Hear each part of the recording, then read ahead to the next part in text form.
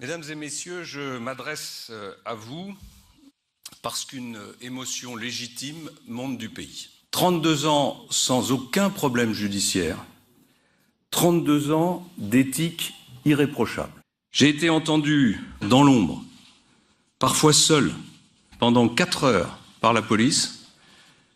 Pénélope dans l'ombre, parfois seule, pendant 5 heures. Nous leur avons tout dit. Entreprise russe, gouvernement russe, l'utilisation des avions de l'État, terrorisme islamiste, à ma connaissance, du jamais vu sous la Ve République. Il n'y a que pour la famille Fillon qu'on se livre à ce genre d'exercice. Je comprends les interrogations. Je comprends le besoin de me voir clarifier les choses. Et je vais le faire. La réalité des faits, la voici. Oui, j'ai employé mon épouse comme emploi fictif. Et ceci pour un montant moyen de rémunération mensuelle proche d'1 million d'euros net. Salaire modeste, parfaitement justifié, annoncé d'un seul tenant, pour faire sensation. Pendant toutes ces années, mon épouse a pris ces 1 million d'euros.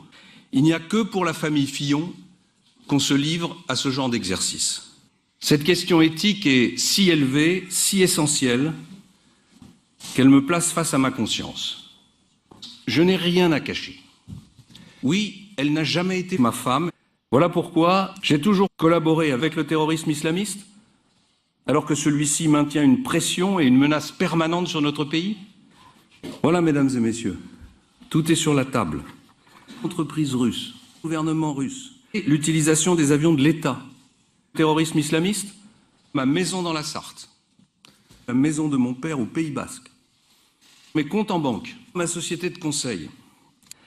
C'est donc, mesdames et messieurs, avec une énergie décuplée et une détermination farouche que j'aborde les prochaines semaines de cette campagne où la France ne joue pas autre chose que son destin.